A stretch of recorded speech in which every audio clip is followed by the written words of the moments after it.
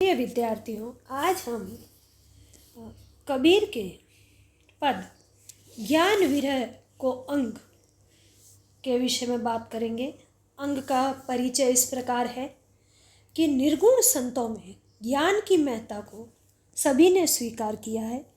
उनकी मान्यता है कि जब तक जीव अज्ञान के अंधकार में पड़ा रहता है तब तक वह परमात्मा से साक्षात्कार नहीं कर पाता।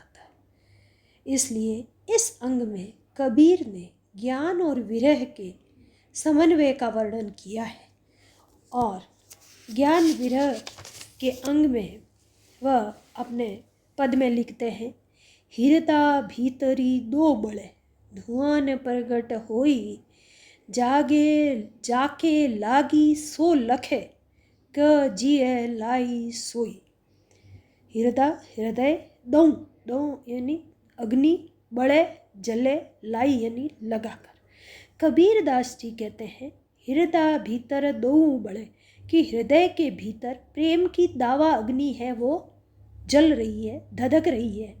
धुआं न प्रकट हुई, किंतु उसका धुआं है वो कहीं भी दिखाई नहीं देता, क्योंकि हृदय की अग्नि है वो भीतर ही भीतर है। इस अग्नि का अनुभव कौन कर सकता है? जाग की लागे सो लखी कह जी है लाई सोई, यानी इस अग्नि का अनुभव दो ही लोग कर सकते हैं, या तो वो जिसकी हृदय में ये अग्नि धधकती है, या फिर वह जो इस अग्नि को लगाने वाला है। से संसार इस अग्नि का धुआं अर्थात कोई भी चिन्ह नहीं देख पाता है। आगे कबीर अगले पद में कहते हैं, अग्नि जू लागी नीर में कंदू जलिया झारी, उत्तर दक्षिण के पंडिता रहे विचारी विचारी। कंदू यानी पंख, पाप। उत्तर दक्षिण के पंडिता, उत्तर दक्षिण के पंडित मतलब संसार के सभी विद्वान, सभी दिशाओं के विद्वान।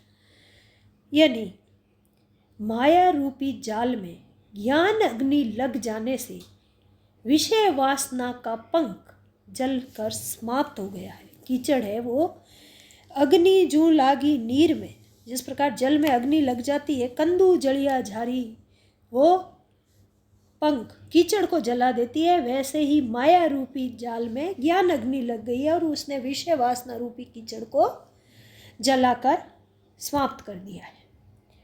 उत्तर दक्षिण के पंडिता रही विचारी विचारी।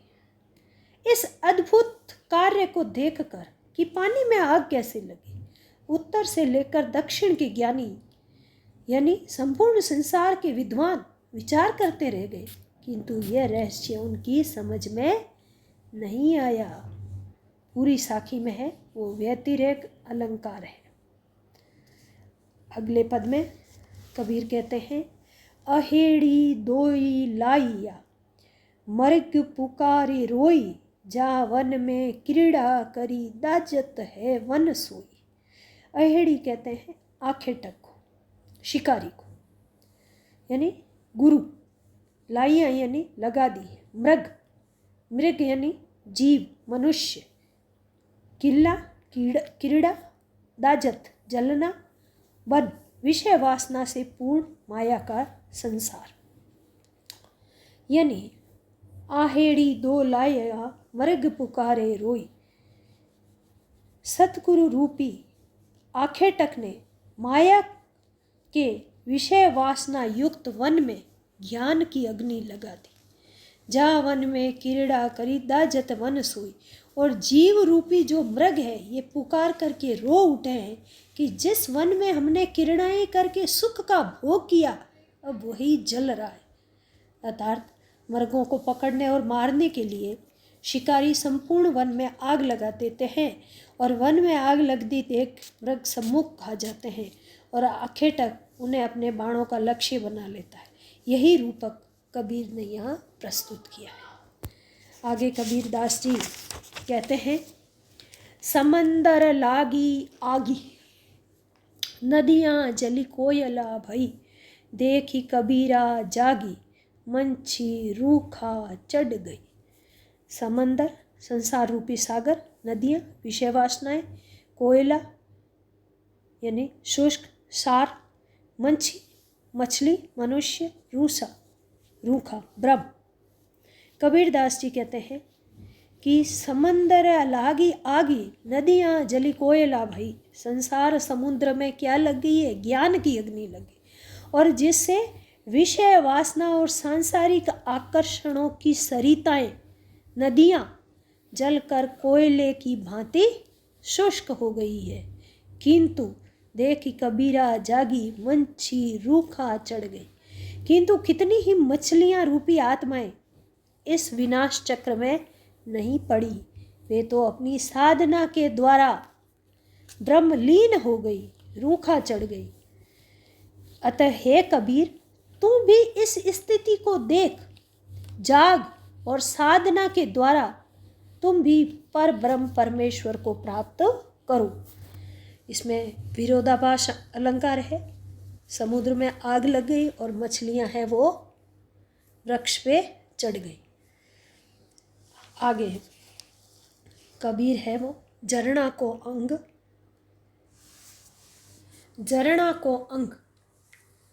इस अंग का परिचय इस प्रकार है। ईश्वर मन और वाणी से अगम्य और अगोचर है। ईश्वर के स्वरूप का किसी भी प्रकार से वर्णन नहीं किया जा सकता। इसीलिए दर्शन शास्त्र इसके विविध रूपों का सूक्ष्म विश्लेषण करने के पश्चात भी उसे नेति नेति कहने पर विवश हो जाते हैं। प्रस्तुत अंग में कबीर की भी यही व्यवस्था दृष्टिगोचर होती है, और वे मानते हैं कि ब्रह्म के वास्तविक स्वरूप का निरूपण का प्रयत्न है वो व्यर्थ है। अंतत्व गत्वा यह प्रयत्न निष्फल सिद्ध होता है। इसलिए यही ठीक है कि रहस्य को रहस्य ही बना रहने दिया जाए।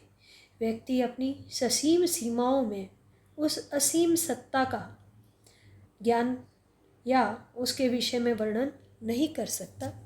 वे कहते हैं, भारी कहूँ तो बहु डरो, हल्का कहूँ तो झूठ, मैं क्या जानूँ राम को, नैनू कबू न दीठ।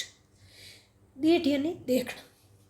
कबीरदास जी कहते हैं कि भारी कहूँ तो बहु डरूँ। अगर मैं ब्रह्म को, परमात्मा को, ईश्वर को भारी कहता हूँ तो भय लगता है। हल्का कहूँ तो झूठ, भारी कहता हूँ तो भय ये है कि कई लोग उसे साकार न मान ले, वो तो निराकार है, और निराकार होने के कारण अगर मैं उसे हल्का कह दूँ तो ये मिथ्या है। मैं कहाँ जानूँ राम को, मैं राम को क्या जानता, वो तो अमित गुणों वाले हैं, वो हल्के कैसे हो सकते हैं। नैनू कबू न डिठ, सच बात तो यह है कि भला मैंने उस ब्रह्म को कभी नेत्रों से देखा ही नहीं है, और जिसे नेत्रों से नहीं देखा है उसका वर्णन कैसे किया जा सकता है। अतः सब प्रकार के प्रभु का स्वरूप निरूपण करने में असमर्थ कबीर उसे नेति नेति कहने को ही बाध्य है। अर्थात ब्रह्म के स्वरूप का वर्णन है वो शब्दों में नहीं किया जा सकता। दीठा है तो कस कहूँ, कहयान हो को पति आई, हरि जैसा है तैसा रहो, तू हरसी हरसी गुण गाई। पतियाई यानी विश्वास करना। दीठा है तो कस कहूँ, कहियान को पति आई। यदि मैंने परमात्मा के दर्शन किए भी हैं तो अभिव्यक्ति कैसे करूं, क्योंकि वह तो मूक स्वादवत है, यानी गूंगे के गुड़ वाली स्थिति है। जो बोल नहीं सकता वो गुड़ की मिठास का वर्णन नहीं कर सकता है। यदि उस दर्शन से प्राप्त ब्रह्म का वर्णन करूं तो कौन विश्वास करेगा, क्योंकि वो तो अद्भुत है। हरि जैसा है तैसा रहो, वो जैसे हैं वैसे रहे।